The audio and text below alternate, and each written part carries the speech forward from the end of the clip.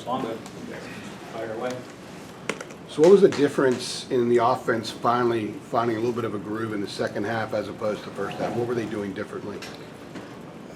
Our guys differently. You know, we just played. We executed better. I mean, we took too long to get going. I thought, you know, it's important for any offense to have some early down success. The first two games we had a lot more success on first down, and that got drives going and got Sam confident and the rest of the guys confident. And Wake Forest did a great job on first down of you know, winning the down in the first half, and it affected. We got behind the chains in the first half, and that affected us. Is that mostly up front? I mean, it begins up front, but is that mostly a problem with the line, or was there anything else to it? I would say that we were not happy overall. Coach Cyril would probably tell you we weren't happy overall with our performance up front, but it's an offensive unit deal, and then that falls back on me. We weren't ready to play early on, and you know, we've got all the excuses, 2 emotional games, and we're beat up, and quarterback looked like a freshman, and we have all that stuff, and that's really not the deal. We just weren't ready to perform at a high level and match the energy that Wake Forest came out with in the first half, and that's really what affected our execution. What was the main issue with the offensive line that you think you could change or that stuck out to you on Friday? You know, again, it's not just the offensive line. It's for us to do well at App State in any game that we play for the rest of the season, we've got to have a greater focus and from an energy standpoint and a focus standpoint starting the game. And we've got to do a better job of executing on first down so we have positive play. I'm very used to being dictating on first down and getting 6, 7, 8 yards on first down. Being in second and non-obvious is where we want to be on offense. We want to be in that 2nd to 4 and 6 range. And we didn't do a good job of that in the first half. And it wasn't a schematic issue, and I wouldn't blame the players. Again, I think I've got to do a better job, our staff's got to do a better job of getting our guys ready to play early. And that's going to be the biggest challenge for the game this week against App State. Would you talk to Sam about after the game in terms of, you know, first half performance and what did well, what didn't work for him? You know, it's business with Sam. You know, it's not. That's what I like about him. It's not an emotional roller coaster up and down. When things weren't going well, he was pretty stoic and pretty professional. And Jace was right there, and the 3 of us had our conversation about, you know, mistakes that were made or things that we have to do different, or you know, different things that we want to look at. You know, we have to see or expect when we go back out on the next drive. Halftime was the same. You know, we made our adjustments. I thought we did a good job of making some adjustments to halftime, and things started to click there in the 4th quarter. But really, it was momentum and emotion in the 4th quarter.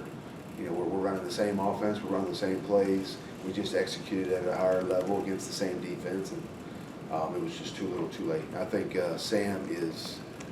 It tells you what kind of kid he is when he sits in front of the media on Friday night and takes the blame himself.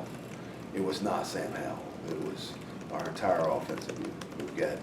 We've got issues at every position that we want to continue to improve on, and we'll do that this week. Phil, you mentioned the issues on first down. With third down being somewhat of a struggle for 3 games, is there a common thread there that maybe is leading to some of those issues on first down? I think when they're going to do a better job on third down of when we are in a 3rd and long situation, which in football is the worst situation to be in offensively, we still have to make sure that we're directing the ball towards the strengths that we have offensively, schematically, and we're still trying to get our better players to football. And so, you know, there's kind of an emphasis this week on some higher percentage plays on third down to try and help our guys in what I think is the toughest situation in football. But I still say, and you know I'm going to tell you this, the best way of handling 3rd and long is to stay out of it, and that goes back to our 1st and 2nd down production. And as we can minimize those negative type situations like 3rd and long, then we'll do better overall offensively. When did you notice the connection between Sam and Diami developing? It seems he's been the guy that he's targeted most often. Well, Diami's had some of the bigger plays so far. I think the relationship with Sam and Jace with the receivers and just the receiver unit as a whole, not just Diami, but as an entire unit, started to gel towards the end of August. We're young there. we're athletic, but we're really young. It was probably a little bit more of a concern in early August, the continuity that we had, the route integrity that we had in the pass game. And they did a really good job. I mean, Coach Galloway did a good job of them progressing daily. And so I think by the time we took the field at South Carolina, we felt pretty good about our receiving corps. Downey right now is just leading that group, obviously, production-wise. So how do you get the running game going earlier than what it has? It seems like last couple of games it get going in the fourth quarter. Well, I think we have to do a better job of being physical on line scrimmage. You know, that's where it starts. And you know, there are probably some decisions we have to make. Do we need to pull and throw on every run? Do we want to block some things? And then, you know, at the end of the day, it falls back on, and I hate to be generic about it, but our beginning of the game focus has to be where it has to be for us to get started in the game the way we want to. And, you know, that really changes everything for us. So, you know, technique-wise, we weren't probably as clean as we wanted to be in the run game early on. And you know, you get a TFL for 2 yards and you're in second 12, and it changes the whole outlook for you offensively. So I'd say we have to match some energy, and we've got to match the focus that we had in the first 2 games. And we've got to be a little bit more physical on first down when we start the game against Sept State.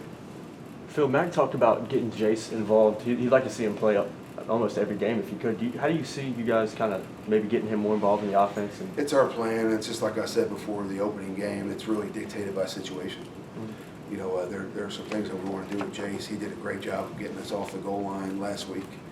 And he pulled one for whatever the gain was and got us out of the hole and got the drive going a little bit. So he's always in the plan. You know, if the game situation presents itself, then you'll see Jace out there. But there's really no game where we're going into it without the intention of using Jace. But you know, what happens in the game is going to dictate whether we do it or not. How did Brian Anderson handle Friday night, starting for the first time? And Was his first start. You know, I think we'd like Brian to have played better, just like the rest of the guys. But for a guy who started his first game at center, you know, he fought. And really, I can make that comment about our whole team. The one thing that, and I think I tweeted it, I mean, the one thing that I left the game with knowing a little bit more about our team is that there's no perfect team at all. You know, they fought for 4 quarters. I think Brian's game it wasn't a perfect game. It wasn't great technically. We had some errant snaps. He had 2 snap infractions. But Brian played hard the entire game, and he actually made some really good blocks in the 4th quarter that, you know, helped protect Sam, and we got some big plays off of that stuff. And so, you know, that's the stuff we're going to build on. The approach with improving Brian this week is no different than the offense. Better focus early on, got to be more physical, and we got to play cleaner football. You started to look, as you've started to look towards App, what have you seen out of them defensively? Oh, App State has they've got some pretty good 24 is a really good football player. He's productive. Number 7 in the back end is really good, and up front 48 is a physical kid with some twitch. So those are probably 3 of the stronger players that we've identified at App State that you know, we've got to know where they are, and we've got to be able to handle them.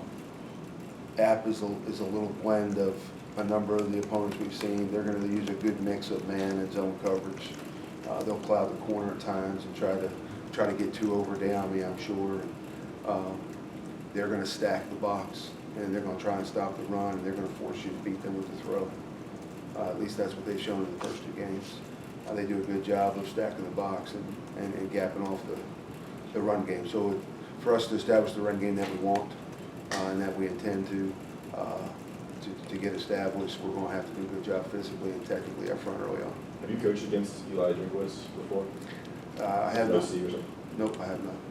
I don't believe so. If I have, you'd have to share it with me because I don't recall that now. Antonio Williams didn't get any carries last game, so was that something more with like game flow, getting in those like second and long situations? I think the situation with Antonio, because Antonio is, and make no mistake about it, he is a weapon, and he's a running back that is in the rotation for us. He's kind of in the same boat as Jace. there's an intention to use him every week.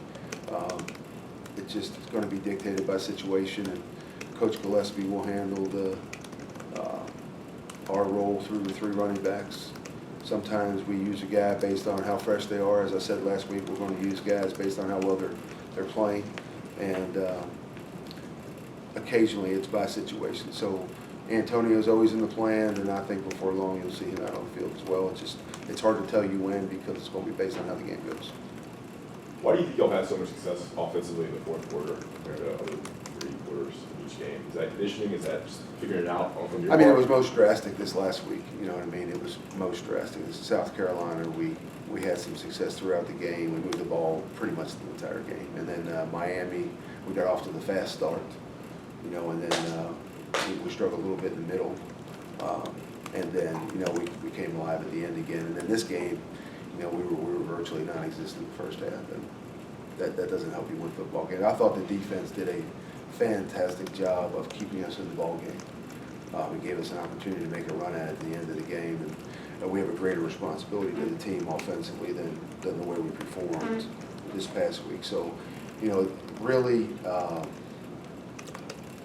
when you get into a groove offensively, it's just happened later at times.